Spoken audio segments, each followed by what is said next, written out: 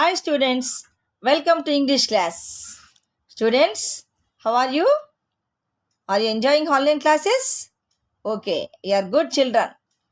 Children, we have completed two lessons from Unit 3, that is Humanity. We are in Unit 3. We have completed Reading A and Reading B, that is Selfish Giant Part 1 and 2. Okay, children, I hope you understood the lesson very and clearly, very well. And also, you have done homework. Have you done homework, all of you? Yes, you have done. Good children. Okay, now we came to reading C, that is The Garden Within. We are going to learn a small poem, The Garden Within. It's a poetry written by Celia Beryl. Children, before going to learn this poem, I am going to sing this poem lyrics. Just you try to learn after me. Just you observe while I am singing. Let's sing the poem The Garden Within. Okay, children, today the lesson is The Garden Within. It's a poetry, it's a small poem written by Celia Beryl. Okay, children, right. There is a garden in my heart where beauty grows in fits and starts, where smiles are petals from the flowers bestowed by others from their bowers. There is a garden in my heart, nutritious hope reaps seeds to feed my spirit for its every need. With gratitude, I reach my goal to touch the island of my soul. To touch the island of my soul. It's by Celia Beryl. Okay, children. Once again, I sing. You just try to learn this song. It's poem. Okay? Right. There is a garden in my heart where beauty grows in fits and starts, where smiles are petals from the flowers bestowed by others from their bowers. There is a garden in my heart, nutritious hope reaps seeds to feed my spirit for its every need. With gratitude, I reach my goal to touch the island of my soul. To touch the island of my soul. There is a garden in my heart. There is a garden in my heart. There is a garden in my heart. Touch the soaring of my soul. Okay, thank you, children. Now you understood the tune of I hope you got the tune of this song, this poem. You try at home after completing the lesson. Okay, children, it's a small poem written by Celia Beryl. See here, Celia Beryl. We don't have any particulars or any matter, any data about this poet. Actually, Celia Beryl is a female poet. That means she poetess. That is poetess. That means lady poet. It's written by Celia Beryl. She's from Australia. She's Australian poet. She is a great writer and poet. She wrote so many poems. Especially, she is famous for rhymes, science rhymes. She wrote so many rhymes in science subject. Regarding science, she wrote many rhymes. Those are all science rhymes. Okay, those rhymes name is Celia Beryl's science rhymes. So she is famous for rhymes. Understand, children? That is about Celia Beryl. Okay, she is from Australia. She is a writer and good poet. The main poetess, and also she is special for rhymes in science. Okay, that means she writes so many science rhymes. Understand, children? So remember her, the poetess, the writer of this poem, The Garden Within, is Celia Beryl. Okay, children, right. Okay, now we are going to learn the poem Celia, that is The Garden Within. Okay, there is a garden in my heart where beauty grows in feeds and starts, Okay, children, the poet express here, the poet express his own feelings in his heart. Understand? Here, the garden, there is a garden in my heart where beauty grows in feet and starts. Understand? Look at the children stanza here. Okay, children, heart means what? Hrudayamu. Understand? Do you know what is garden? Yes, garden means flowers, that plant. Okay, okay. The garden within means, what is garden within? That means నాలో ఉన్న తోట. Understand? నాలో ఉన్న తోట, నాలోని తోట. That means, so the garden with in, there is a garden in my heart. అంటే నా హార్ట్లో ఒక గార్డెన్ ఉంది. Where beauty grows in feets and stars. ఆ హార్ట్, నా హార్ట్ అనే, and here the poet compares the garden with a heart, or he compares the heart with garden. That means కవి తన హృదయాన్ని ఒక తోటతో పోల్చుకుంటున్నాడు. అంటే నా హృదయం అనే తోట ఉంది. In my heart beauty gross feets and starts. Beauty means what? Smartness. అందము నా హృదయంలో పెరుగుతూ ఉంటుంది. ఎలాగా? Feets and starts, that means fits and start means irregular manners. That means up and downs, not steadily. Up and downs, not steadily. అంటే నా హృదయంలో సౌందర్యం అనేది పెరుగుతూ ఉంటుంది. నా హృదయం అనే తోటలో సౌందర్యం పెరుగుతూ ఉంటుంది.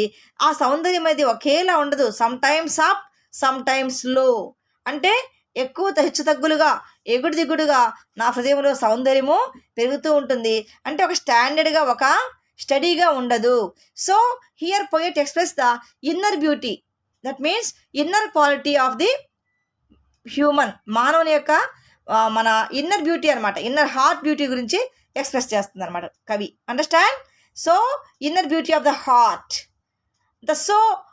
The beauty of the heart, how it's not steadily, it's up and downs. అది ఒక స్టడీగా లేదనమాట, స్థిరంగా లేదు. హెచ్చుతగ్గులతో ఆ సౌందర్యము, హృదయం అనే ఆ తోటలో ఆ అందము సౌందర్యాలు అనేవి హెచ్చుతగ్గులుగా కనిపిస్తూ ఉంటాయి అని కవి చెప్తూ ఉన్నాడు. Understand? Then where smiles are petals from the flowers bestowed by others from their bowers. Where smiles are petals from the flowers bestowed by others from their bowers. Right, children? Okay. Where smiles are petals. Smiles means, do you know what is smiles? Chirunavu. Okay, right? Petals means that flower leaves anamata. Poola, మనం పూరేకులు అంటాం కదమ్మా. Petals అంటే పూరేకులు అంటే పూత రెబ్బలు అంటాం కదమ్మా, పూలకు ఉంటాయి కదా. The attractive part of the flower, that is attractive part of the flower, petals. మన smiles, here the poet compares his smiles with petals. మన చిరునవ్వుని పూల రేకులతో పోల్చింది కవి ఇక్కడ. And also from the flowers, ఈ పూల చెట్ల నుండేటువంటి ఆ పెటల్స్ యొక్క చిరునవ్వులే bestowed by others. Bestowed means what is bestowed? What is bestowed? Bestowed by others. Bestowed means gave by others from their bowers. Bowers means, what is bowers? Bowers means pleasant place or shade of a tree. అంటే ఒక చెట్టు నీడ క్రింద, ఒక ప్రశాంతమైన ప్రదేశం నుండి ఇతరులు అంటే వేరే వాళ్ళు మనకి ఒక చిరునవ్వును కలిగించేటువంటి అందమైన ఆ పుష్పాల యొక్క రేకులను ఆ చెట్ల నుండి మనకి, ఎక్కడైతే చెట్ల నుండి పుష్పరేకులు ఉంటాయో అవి మనకి ఇస్తూ ఉన్నారన్నమాట. అంటే we can get respect from others. This stanza compares, this stanza the poet express the his inner. Already I'm telling about the garden compares with the heart, or heart is compared with the garden. In first stanza, kavi the poet express his inner beauty. The beauty is not in steady or not standard, it's a up and downs. In second stanza, our happiness. Smiles means happiness. మన సంతోషము, ఈ పుష్పరేకులను, మన సంతోషాన్ని ఈ పుష్పరేకులతో పోల్చాడనమాట. పుష్పరేకుల్లో ఉన్న రేకులు లాంటి ఈ సంతోషము, ఆ పువ్వు నుండి వచ్చే సంతోషం అనేది వేరే వాళ్ళ ద్వారా మనం అందుకోవాలి. వేరే వాళ్ళు మనకి ఇస్తూ ఉంటారు. ఎక్కడి నుంచి? చెట్ల నీడలో ఉండి కూర్చున్నటువంటి ఆ ఇతరులు మనకు మన ఆ సంతోషాలను వాళ్ళ ద్వారా మనము తెచ్చుకోవాలి. So that means we always be happy, ఎప్పుడు సంతోషంగా ఉండాలి. Then others will give respect towards us. మన పట్ల ఇతరులు మనకి మరి రెస్పెక్ట్గా ఉంటారు. Those are all about the second stanza feelings. So in second stanza, రెండవ స్టాంజాలో కవి మన హృదయంలో ఉండే సంతోషము, చిరునవ్వులను పూతరేకులతో పోలుస్తూ ఇతరులు ఎలాగా మన సంతోషాన్ని పంచుకుంటారు, మనకి ఎలా అందిస్తారు అనేది కవి వివరిస్తూ వచ్చాడు. అర్థమైందా? కవి వివరించింది. Here's Celia Beryl is a lady poet.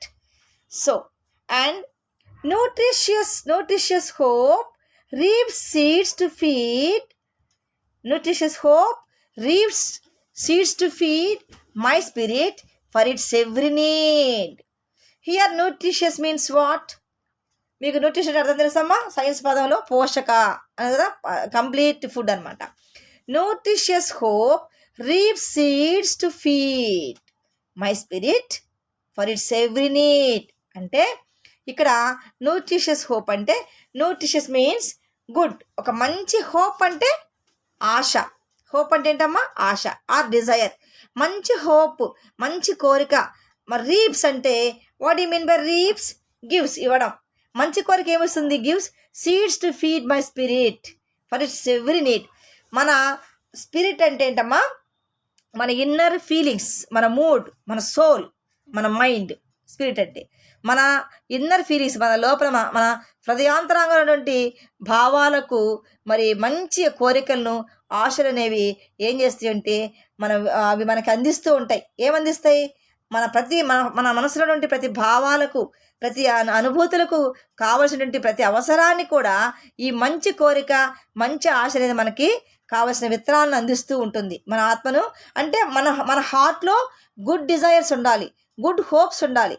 ఆ గుడ్ డిజైర్స్, గుడ్ హోప్స్ ఉన్నప్పుడు మన స్పిరిట్ అనేది మరి మంచిగా ఉంటుందన్నమాట. అర్థమవుతుందా? సో మన మనస్సులో ఉన్నటువంటి అనుభవాలు, అనుభూతులు మంచిగా ఉండాలి. మన మనసులో ఉన్న ప్రతి ఒక్క నీడు తీర్చాలి అంటే మన మనసు ఎలా ఉండాలి? గుడ్ హోప్, మంచి ఆశలు ఉండాలి. మంచి కోరికలు ఉన్నప్పుడే మన మనసు ఎప్పుడు మంచిగా ఉంటుంది.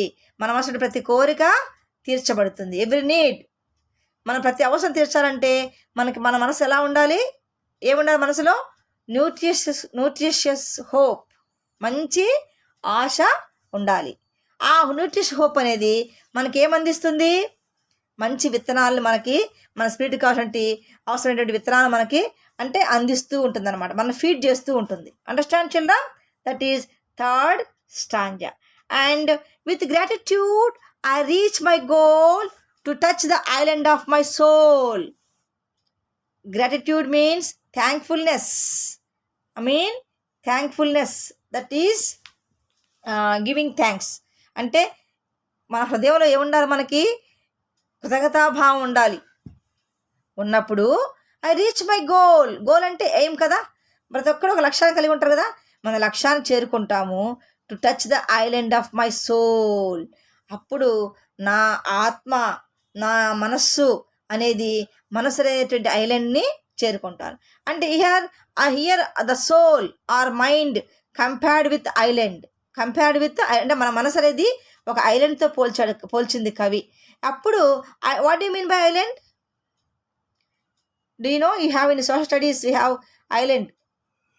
That is a place, an area surrounded by water కదా. చుట్టూ నీరు ఉండి మధ్యలో భూభాగం ఉంటే దాన్ని ఏమంటాం మనం? ఐలాండ్ అంటాం కదమ్మా, ద్వీపము అంటాం కదా. సో మన మనసు ద్వీపము లాంటిది అనమాట. అంటే చుట్టూ ఎన్నో కోరికలు ఉంటాయి మనకి. మన ఐలాండ్ చుట్టూ వాటర్ ఎలా ఉందో అలాగే మన సోల్, మన హార్ట్, మన మైండ్ చుట్టూ మన ఐలాండ్ లాంటి మన సోల్ చుట్టూ చాలా వాటర్ లాగా ఎన్నో డిజైర్స్ ఉంటాయి. అవన్నీ మనం ఎలా తీర్చుకోవాలి? మన గ్రాటిట్యూడ్స్ అంటే కృతజ్ఞతా భావంతో వాటిని మనం తీర్చుకుంటాం అనమాట. అర్థమైందా? సో మనకి ఎప్పుడైతే థ్యాంక్ఫుల్నెస్ ఉంటుందో, అంటే వెంటనే గ్రాటిట్యూడ్నెస్ అంటే ఇతరులు ఏదన్నా మనము థ్యాంక్స్ చెప్పేటువంటి మంచి మనసు మనలో ఉందనుకోండి, అప్పుడు మనం గమ్యాన్ని చేరుకుంటాం. మన మనసునే ఐలాండ్ ఎప్పుడూ గుడ్గా ఉంటుందన్నమాట. So that is the third stanza. Children, once again I give the correct the summary of the poem. In first stanza, here The first stanza compares with, in the first stanza compares with the heart is compared with the garden. Heart is compared with the garden. Understand? So garden, heart అనే గార్డెన్లో ఏముంటుందమ్మా? Beauty ఉంటుంది. అది ఎలా ఉంటుంది? Beauty ఎలా ఉంటుంది? Up and డౌన్స్లో ఉంటుంది. ఎలా ఉంటుందమ్మా? అప్ అండ్ డౌన్స్లో ఉంటుంది అనమాట. No fits and starts, up and డౌన్స్లో ఉంటుంది. సో మన హృదయంలో ఉన్నటువంటి ఆ సౌందర్యం అనేది అప్ అండ్ డౌన్స్లో ఉంటుంది. అంటే ఒకేలాగా ఉండదు, పెరుగుతూ తగ్గుతూ ఉంటుంది. సో అందమైన హృదయం అనే తోటలో సౌందర్యం అనేది హెచ్చు తగ్గులుగా పెరుగుతూ వస్తూ ఉంటుందన్నమాట. సో మొదటి స్టాంజాలో కవి మన హార్ట్ యొక్క తోటతో పోల్చింది. And in come to second stanza, he gives the importance for the smiles. Smiles means happiness, సంతోషము. సో హ్యాపీనెస్ దేంతో పోల్చాడు? ఈ చిరునవ్వులు, నవ్వు అంటే హ్యాపీనెస్ కదమ్మా, సంతోషమే కదా. మనం హ్యాపీగా ఉంటే నవ్వుతాం కదా. సో హ్యాపీనెస్ దేంతో పోల్చాడు కవి ఇక్కడ? పెటల్స్ ఆఫ్ ఫ్లవర్స్, పూల రేకులతో, పుష్పరేకులతో పోల్చాడు. చాలా అందంగా ఉంటాయి కదా. సో మన సంతోషాలు అనేవి పుష్పరేకుల్లాగా ఉంటాయి అన్నమాట. అవి మనకి ఎలా వస్తాయి మరలా? అవి మనలోకి bestowed by others from their bowers. ఎవరైతే చెట్టు నీడన సంతోషంగా ప్లెజెంట్ ప్లేస్లో ఉన్నారో వాళ్ళందరూ తెచ్చి మరి మనకిస్తూ ఉంటారు. ఏమిస్తారు? సంతోషాల్ని మన హృదయంలో ఆ పుష్పరేకుల్లాగా మనకి అందిస్తూ ఉంటాడు. So we can get happiness always. మనం ఎప్పుడు సంతోషంగా ఉండాలి. అండ్ ఆల్సో ఇతరుల ద్వారా మన సంతోషాన్ని పొందుకోవాలి. Others will give us happiness and also we can get respect from others. ఇతరుల నుంచి మనము గౌరవ భావాన్ని కూడా మనం పొందుకున్నప్పుడు మన హార్ట్ అనేది స్మైల్స్తో ఉంటుంది. స్మైల్స్ అనే ఫ్లవర్స్ మన హార్ట్లో ఉంటాయి. Understand? That is second stanza. And come to third stanza. Here nutritious hope means what? This is about third stanza. Nutritious hope. The mean good hope or means good desires in our heart. మన హార్ట్లో good desires ఉండాలి కదమ్మా. మంచి desires ఉన్నప్పుడు మన spirit అంటే మన మైండ్కి ఏది నీడ్ అవుతుందో అదన్నీ ఆ గుడ్ హోప్సే తీరుస్తూ ఉంటాయి అన్నమాట. అండర్స్టాండ్? మన హార్ట్లో good hope or good desire ఉన్నప్పుడు స్పిరిట్కి ఏం కావాలో అవన్నీ, మన మనసుకు ఏమి కావాలో, మన మనసుకు కావాల్సిన అవసరాలు మొత్తం ఆ గుడ్ డిజైర్స్ ఉన్నప్పుడే ప్లెజెంట్గా ఉంటుందన్నమాట. అర్థమవుతుందా? మన మైండ్ హెల్దీగా ఉంటుంది. సో హెల్దీ మైండ్ కావాలి, మన మైండ్ డెవలప్ కావాలి, మన సోల్, మన స్పిరిట్ని మనం బాగా గ్రోత్ చేయాలంటే మన మనసు ఎలా ఉండాలి? మన మనసులో ఏముండాలి? గుడ్ హోప్ అనే సీడ్స్ ఉండాలి. మంచి కోరికలు, మంచి ఆశలైనటువంటి విత్తనాలు మన హృదయంలో ఉన్నప్పుడు, మన హార్ట్లో ఉన్నప్పుడు మన మనసు చాలా బాగా డెవలప్ అవుతుందన్నమాట. అర్థమవుతున్న పిల్లలు? అంతేగాని bad desires, bad hopes or bad thoughts అనేవి మన హార్ట్లో, మన స్పిరిట్లో ఉండకూడదు. అర్థమవుతుందా? And come to third stanza. Here gratitude. What is that? Gratitude. What do you mean by gratitude? Thankfulness. What you mean by gratitude? Giving thanks. కృతజ్ఞతాభావం ఉన్నప్పుడు మనం అనుకున్న గమ్యాన్ని చేరుకుంటాం. సో పిల్లలు, యూ షుడ్ డెవలప్ గ్రాటిట్యూడ్. మీరు కృతజ్ఞతాభావాన్ని డెవలప్ చేసుకోండి. ఎవరైనా ఏదైనా ఇవ్వగానే వెంటనే థ్యాంక్స్ చెప్పేయాలి. మనం అట్లా ఇచ్చేలే అని అనుకోకూడదు. వెంటనే థ్యాంక్స్ చెప్పాలి. మన తర్వాత ఎవరైనా మనకు హెల్ప్ చేసినప్పుడు, మనకు తెలియని వాళ్ళు హెల్ప్ చేసినప్పుడు మన మనసులో గుర్తుంచుకోవాలి. మా పలానా టైంలో వాళ్ళు నాకు హెల్ప్ చేశారు కదా అని మనం వాళ్ళని గుర్తుపెట్టుకొని తిరిగి హెల్ప్ చేయకపోయినా మన మనసులో వాళ్ళకి ఎప్పుడు మనము కృతజ్ఞులై ఉండాలన్నమాట. అంతేగాని అయిపోయిందిలే, నాకు తీరిపోయిందని ఎవరిని మనము వదిలేయకూడదు. పిల్లలు మంచి అలవాటు గుర్తుపెట్టుకోండి. ఎవరైనా మనకి హెల్ప్ చేస్తే మనము వెంటనే థ్యాంక్స్ చెప్పాలి. థ్యాంక్స్ చెప్పే అవకాశం లేదనుకోండి, మనసులో వారిని మనము గుర్తుపెట్టుకోవాలి. అప్పుడు we can reach the goal. అనుకున్న గమ్యాన్ని చేరుకుంటాం. సో గ్రాటిట్యూడ్ మనకి ఆ నేచర్ ఉన్నప్పుడు మనం గమ్యాన్ని చేరుకుంటాం. అంతేకాదు మన హృదయం అనేటువంటి మన హృదయమైనటువంటి ఐలాండ్ మనం ఈజీగా to touch the island of my soul. అంతేకాదు నా మనస్సు, నా ఆత్మ అనేటువంటి దీపాన్ని కూడా నేను చేరుకుంటాను. సో ఈ దీపం చుట్టూ వాటర్ ఎలా ఉంటుందో అలాగే నా మనస్సు, సోల్ అంటే స్పిరిట్ అనమాట, నా సోల్ చుట్టూ, నా ఆత్మ చుట్టూ ఏముంది? వాటర్ ఉంది. ఆ వాటర్ అనేది ఎలా ఉండాలి? చాలా గుడ్ డిజైర్స్తో, అలాగే ఇంకా గుడ్ హోప్స్తో, ఇంకా ఎలా ఉంటుందమ్మా మన మైండ్? చెప్పండి. గుడ్ హోప్స్, గుడ్ డిజైర్స్తో అనేటువంటి విత్తనాలతో ఉన్నప్పుడు ఎలా ఉంటుంది? మన ప్రతి అవసరం తీర్చబడుతుంది, మనం గ్రాటిట్యూడ్గా ఉంటాము. ఇలా ఉన్నప్పుడు మనము మన అనుకున్న గమ్యాన్ని చేరుతాము. అప్పుడు మన ఐలాండ్ మంచిగా హెల్దీగా ఉంటుంది. సో హెల్దీ హార్ట్, అర్థమవుతుందమ్మా? హెల్దీ హార్ట్ అంటే హార్ట్ అనే గార్డెన్ హెల్దీగా ఉండాలి, ఫ్లరిష్గా ఉండాలంటే ఇవి క్వాలిటీస్ మనలో ఉండాలి. అర్థమవుతుందా? So garden heart, garden of heart, garden of heart has beauty, up and downs, and smiles and happiness are comes through others compared with petals, and also good desires, good hopes gives us good mind, and gratitude also help us to reach the goal, and our soul of island we have reached, we can reached. Understand? So this is the summary of the poem by who? Celia Beryl. Celia Beryl. This is the poem. So ఈ పద్యాన్ని రాసింది cilia Beryl గారు. మనం చెప్తున్నాం తెలుగులో. So ఈ poem యొక్క centre idea ఏంటంటే inner feelings, inner beauty, inner qualities of A person. ఒక మనిషి యొక్క అంతర్గత సౌందర్యము, ఇన్నర్ భావాలు, ఫీలింగ్స్ అవన్నీ చెప్తూ కవి వాటిని ఒక గార్డెన్తో పోల్చాడు. మన హార్ట్ అనే గార్డెన్లో చాలా ఫ్లవర్స్ ఉంటాయి కదా గార్డెన్లో, అలా ఈ హార్ట్లో చాలా డిజైర్స్ ఉంటాయి. అవన్నీ ఎలా ఉండాలి? గుడ్ డిజైర్స్ ఉండాలి, గుడ్ హోప్స్ ఉండాలి. ఆ గార్డెన్ బ్యూటీ ఎలా ఉంటుందో మన హార్ట్ కూడా బ్యూటీగా ఉండాలి. అప్ అండ్ డౌన్స్ వస్తుంటుంది బ్యూటీలో, కానీ అవి మనం ఏం చేయాలి? వాటిని హ్యాపీనెస్గా మార్చుకోవాలి.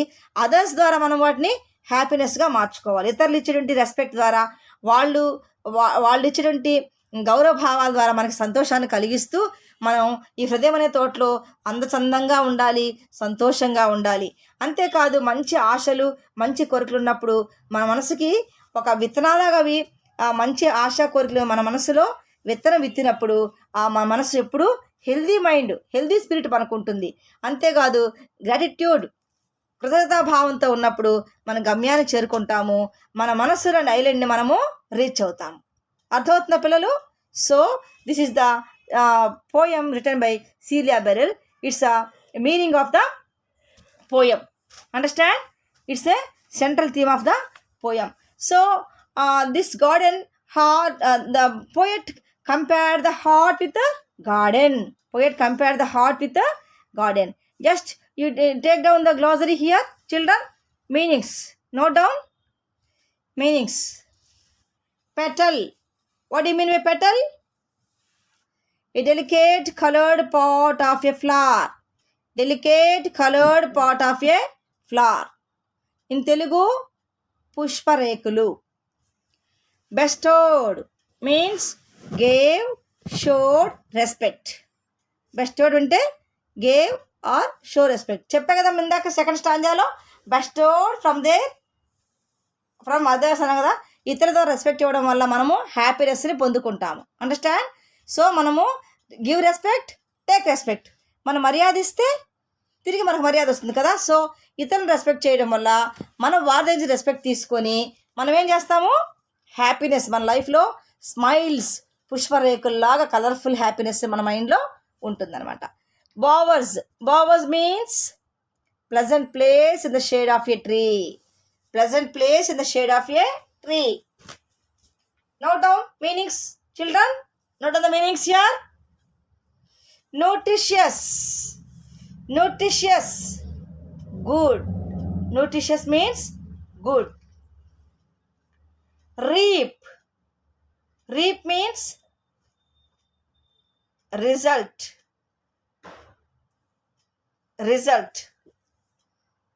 Spirit What do you mean spirit? Feeling rather than their body. Feeling rather than their body. Gratitude. Thankfulness. Gratitude means thankfulness.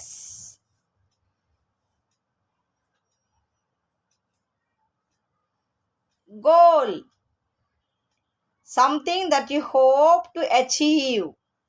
Something that you hope to achieve. That means aim.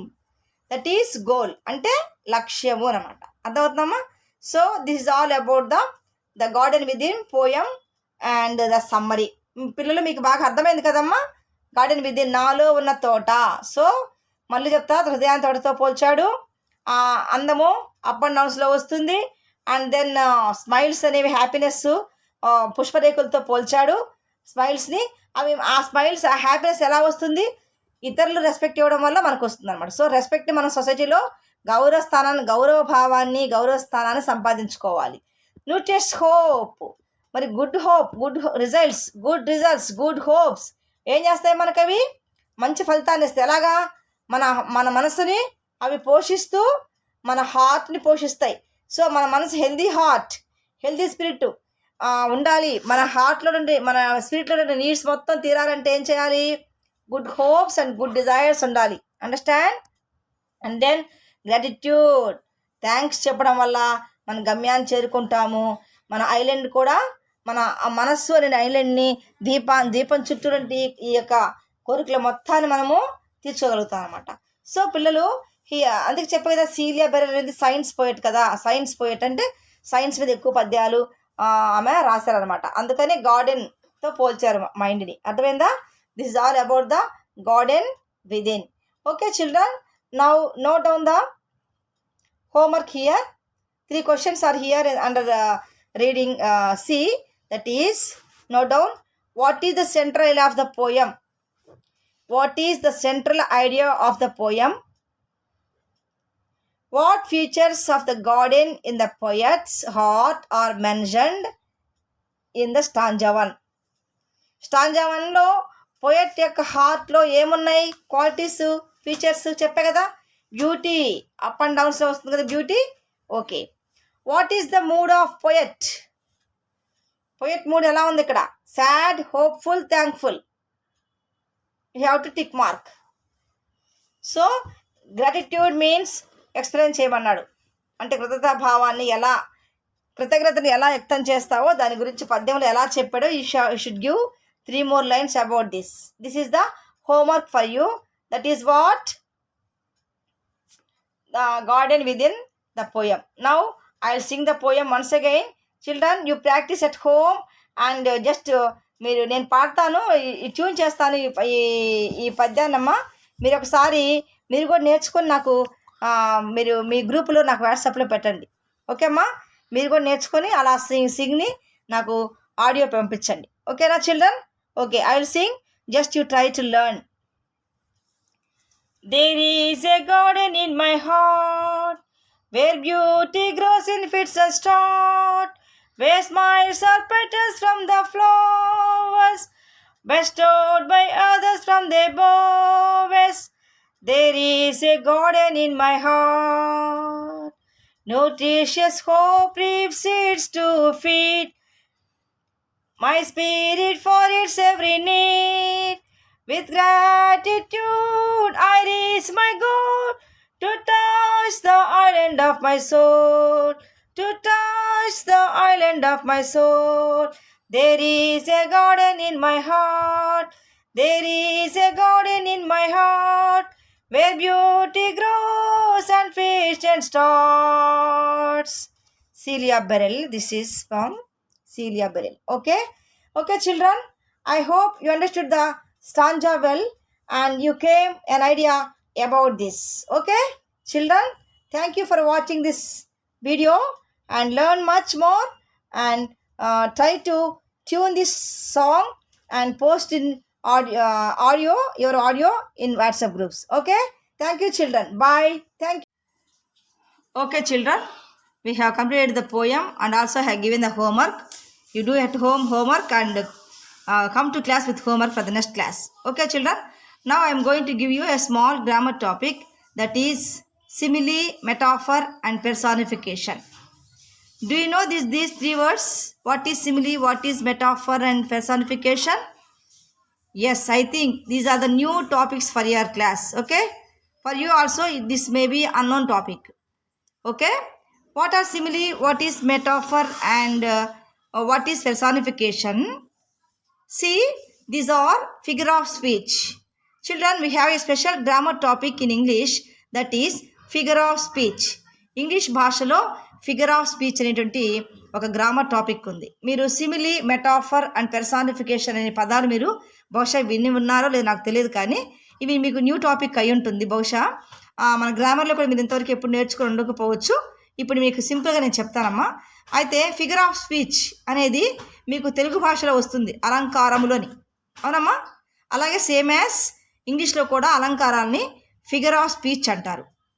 ఇంగ్లీష్లో అలంకారాలని తెలుగు భాషలో మీకు ఎలా వ్యాకరణాంశాల్లో అలంకారాలు ఉన్నాయో, అలాగే ఇంగ్లీష్ భాషలో కూడా grammatical టాపిక్స్లో figure of speech, that is అలంకారములు ఇన్ తెలుగు. అర్థమవుతుందా? ఫిగర్ ఆఫ్ స్పీచ్, వాటిలో ఫిగర్ ఆఫ్ స్పీచ్ దాదాపు 7 or 8 ఉన్నాయి. Out of 7 here 3 topics are given. 3 ఇచ్చాడు ఇక్కడ. అవి సిమిలీ, మెటాఫర్ అండ్ పెర్సానిఫికేషన్. ఇవి అలంకారములు, ఇంగ్లీష్ భాషలో అలంకారములు. So first of all simile, metaphor and personification. Simile అంటే ఏంటో చూద్దామమ్మా. Note down the topic, notes, take pen and notebook with you. Heading పెట్టండి, figure of speech. Put heading figure of speech. You put heading figure of speech. Understand? FIGURE, figure of speech. SPEECH, figure of speech. Note down. Figure of speech. Figure of speech అంటే అలంకారములు. First one, what is first one? What is first one? Simile. రాసుకున్నామా నోట్స్లో? Simile. Put heading simile. Figure of speech అని రాసి underline చేస్తారు కదా. మొట్టమొదటిగా simile. Simile అంటే ఏంటో ఇక్కడ మీనింగ్ ఇచ్చాడు. ఈ కొన్ని సెంటెన్స్ ఇచ్చాడు చూడండి అమ్మ ఇక్కడ వాక్యాలు. Here and there over grass stood beautiful flowers like stars. ఇక్కడ ఫ్లవర్స్ లైక్ స్టార్స్ అనే పదాన్ని అండర్లైన్ చేశాడు కదమ్మా. అనే పదాలను ఫ్లవర్స్ లైక్ స్టార్స్. ఫ్లవర్స్ అంటే పువ్వులు, ఆ తోటలో ఉన్న పూలు, ఆ గడ్డిలో ఉన్న పూలు నక్షత్రాల్లాగా ఉన్నాయి. అంటే ఫ్లవర్స్ని వేటితో పోల్చాడు? నక్షత్రాలతో పోల్చాడు. లైక్ యాజ్ అనే వలే, లైక్ అంటే అలా వలే అని, నక్షత్రాల్లాగా, పూలు నక్షత్రాల్లాగా ఉన్నాయి. మీకు తెలుగు భాషలో కూడా వస్తుంది ఉపమాన అలంకారము. అంటే ఒక విషయాన్ని బాగా వర్ణించడానికి, పోల్చి చెప్పడానికి మనం ఇలాంటి పదాలను వాడుతూ ఉంటాం, ఇలాంటి వాక్యాల్ని. దాన్ని ఇంగ్లీష్లో సిమిలీ అంటారు. అంటే ఒక వాక్యంలో లైక్, యాజ్ అనే పదాలు వస్తే సిమిలీ అంటారు. చూడండి, flowers are compared to stars. పూలని వేటితో పోల్చాడు? నక్షత్రాలతో పోల్చాడు. సో సిమిలీ అంటే పోలిక, ఉపమానము. అంటే ఒక వస్తువుని ఇంకొక వస్తువుతో, అంటే అదే క్వాలిటీ ఉన్న వస్తువుతో పోల్చి చెప్పడాన్ని, పోలిస్తే మనము దాన్ని సిమిలీ అంటాం అనమాట. ఆ సిమిలీలో అంటే ఈ ఫిగర్ ఆఫ్ స్పీచ్లో లైక్, యాజ్ అనే పదాలు వస్తాయి. లైక్ స్టార్స్ అనాల్సి మన తెలుగు భాష ఉంటుంది. ఆమె ముఖము చంద్రబింబం వలె ఉన్నది. Her words are like knife. ఆమె మాటలు కత్తిలాగా ఉన్నాయి అంటాం కదా. సో వర్డ్స్ దేంతో పోల్చాము? కత్తితో పోల్చాము. He roared like a lion. సింహంలాగా గర్జించాడు. Her face is as white as snow. ఆమె ముఖము మంచు అంత తెల్లగా ఉన్నది.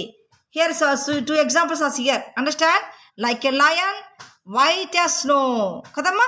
సిమిలీ అంటే ఒక వస్తువును ఇంకొక వస్తువుతో పోల్చి చెప్పడాన్నే సిమిలీ అంటారు. ఉపమాన అలంకారము, comparison. Compare 2 things. Comparison between 2 things, that is simile. Understand? Okay children, simile means comparison between two things. One thing is compared to another thing. Flowers, example, flowers like a star. He rode like a lion. Her face is as white as snow. Understand? That is simile. Adoka alankaram English bhashalo. And come to the next one. Put heading metaphor. Next heading what is? Metaphor. Rendo heading entamma? Metaphor heading pettukondi. See, metaphor means life is a journey. Enjoy the ride. In the above sentence, the word journey is used to describe, compare the word life. Such words are called metaphor. They are used to show the two things have same qualities. They make description more powerful. Okay, metaphor అంటామా, ఇక్కడ రెండు things ఉంటాయి, రెండు వస్తువులు ఉంటాయి.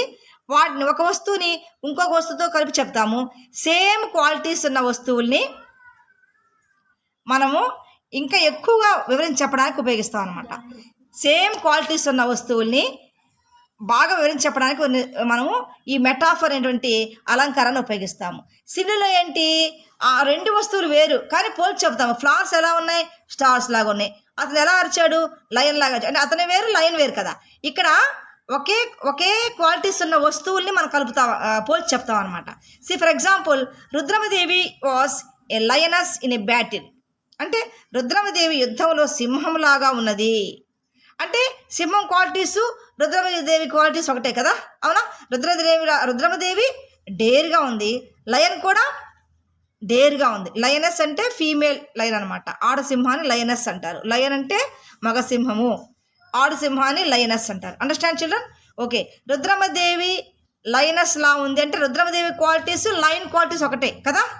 So ఒకే qualities ఉన్న ఇద్దరు వ్యక్తుల్ని కలిసి చెప్పి ఇంకా దాన్ని వివరిస్తూ చెప్పడాన్ని మెటాఫర్ అంటారు. మీకు అర్థమైందా? Life is journey. Life journey ఒకటే. లైఫ్ మనం అలా కొనసాగుతూ ఉంటుంది, జర్నీ కూడా కొనసాగుతూ ఉంటుంది. అవి రెండింటిని మనము లైఫ్ని జర్నీతో చెప్పుకున్నాం. అలా రుద్రమదేవిని లయన్తో చెప్పుకున్నాం, పోల్చుకున్నాం. అంటే ఒకే క్వాలిటీస్ ఉన్న రెండు వస్తువులు ఉంటాయి ఇక్కడ. అండర్స్టాండ్? ఫ్లవర్స్ యాక్చువల్లీ మెరవు కదా, కానీ స్టార్స్ లాగా ఉన్నాయి. మనం ఆ సిచ్యుయేషన్ అలా చెప్పుకున్నాం. ఇక్కడ ఏంటి, రుద్రమదేవి ఎలా ఉందో లైన్ కూడా అలా ఉంది. సో సేమ్ క్వాలిటీస్ ఉన్న రెండు వస్తువుల్ని వివరిస్తూ చెప్పేదాన్నే మెటాఫర్ అంటారు. అర్థమవుతుందా తల్లి? Next, her home was a prison. ఆమె ఇల్లు ఒక జైల్లా ఉంది. అంటే అక్కడ ఇల్లు ప్రిజన్ రెండు ఒకటే వస్తువులు కదా, ఒకే క్వాలిటీస్. హోమ్ అన్న ప్రిజన్ అన్న ఒకేలాగా ఉంటాయి, రెండు హౌసెసే. అంటే హోమ్ హౌస్ లాగా ఉందన్నమాట. ప్రిజన్ కూడా హోమ్ లాగే ఉంటుంది కదా, హౌస్ కూడా రెండు కన్స్ట్రక్షన్ బిల్డింగ్స్. కానీ ప్రిజన్ లైఫ్ వేరు, హోమ్ లైఫ్ వేరు. కానీ ఇక్కడ హోమ్ని అంటే హోమ్ కండిషన్ ఎలా ఉంది, ప్రిజన్లా ఉంది. సో ఒకే క్వాలిటీస్ ఉన్న రెండు వస్తువుల్ని మనం వర్ణిస్తూ చెప్పుకోవడాన్ని మెటాఫర్ అంటారు. Understand children? Okay, that is metaphor. అర్థమైందా మీకు? మెటాఫర్ అంటే, సిమిలి అంటే. Okay, now come to the third one, that is personification. Heading పెట్టుకోండమ్మా, personification. Spring has forgotten his garden. Here, through spring is a season, it is represented as human being and given the qualities of forgetting, etc. Such usage literature is called personification. So English భాషలో సాహిత్యంలో personification అంటే జీవము లేని వస్తువులను జీవముతో ఉన్న వస్తువుతో పోల్చి చెప్పడాన్ని personification అంటారు. ఇక్కడ స్ప్రింగ్ అనేది ఒక సీజన్. దానికి లైఫ్ ఉందా, జీవం ఉందా, బ్రతికుందా, దానికి ప్రాణం ఉందా, లేదు. కానీ ఇక్కడ మనం ఈ స్ప్రింగ్ని దేంతో పోల్చాం, ఒక మనిషిలాగా. అది మర్చిపోయింది. యాక్చువల్లీ స్ప్రింగ్ సీజన్కి ఏమన్నా జ్ఞాపక శక్తి అలాంటివి ఉంటాయా? ఉండవు. కానీ స్ప్రింగ్ తోటను మర్చిపోయింది అంటే స్ప్రింగ్ ఒక మనిషిలాగా మనం పోల్చాం కదా, ప్రాణం ఉన్న వస్తువులాగా పోల్చాం అనమాట. దాన్నే మన పెర్సానిఫికేషన్ అంటే ప్రాణం లేని వస్తువుని ప్రాణం ఉన్నట్టుగా పోల్చి చెప్పడాన్నే పెర్సానిఫికేషన్ అంటారు. అర్థమవుతుందా? The stars danced playfully in the moonlight sky. అంటే ఆ చంద్రకాంతిలో, ఆకాశంలోని చంద్రకాంతిలో నక్షత్రాలు డ్యాన్స్ వేస్తున్నాయి. నక్షత్రాలు డ్యాన్స్ వేస్తాయా? డ్యాన్స్ ఎవరు వేస్తారు? ప్రాణం ఉన్న మనిషి, పక్షులు, జంతువులు వేస్తాయి కదా. సో ఇప్పుడు stars have star life? No. స్టార్స్కి ప్రాణం ఉందా? అవి నిజంగా ఎగురుతాయా?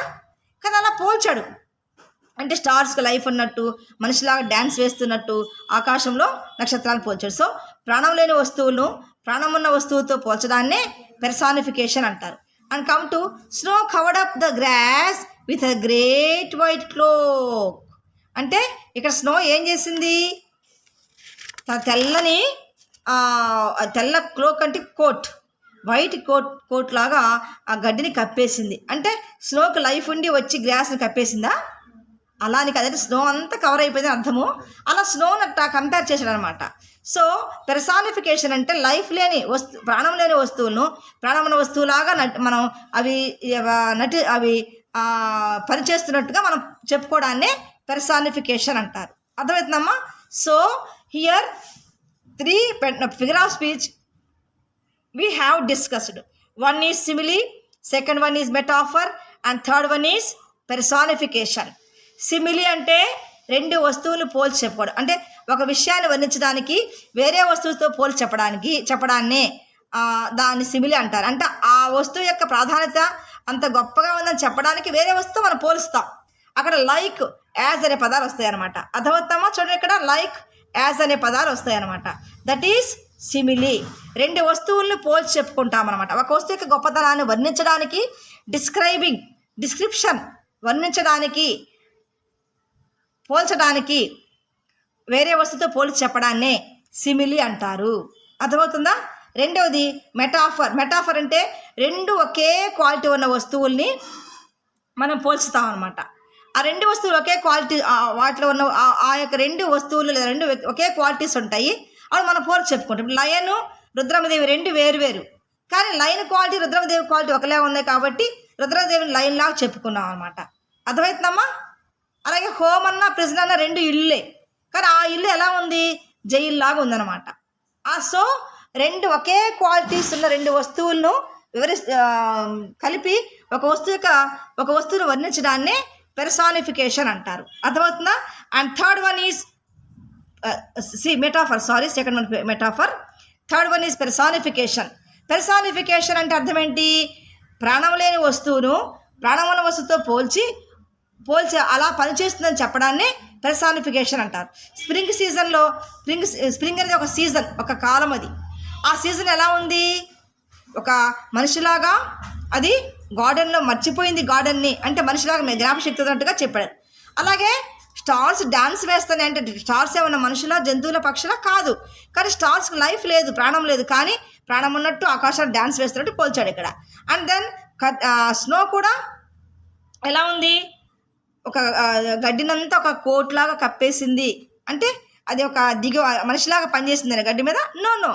సో అట్లా లైఫ్లెస్ థింగ్స్ని లైఫ్ ఉన్న థింగ్స్తో పోల్చి చెప్పడాన్నే పెర్సానిఫికేషన్ అంటారు. ఇవి భాషలో అలంకారాలు, మన భాషకి సౌందర్యాన్ని ఇచ్చేటువంటి సాహిత్యంలో ఉన్నటువంటి ఆ మధురానుభూతిని పొందడానికే మన ఫిగర్ ఆఫ్ స్పీచ్ అనేది ఇంగ్లీష్ భాషలో ఇవ్వడం జరిగింది. మీ తెలుగు భాషలో కూడా ఉన్నాయన్నమాట.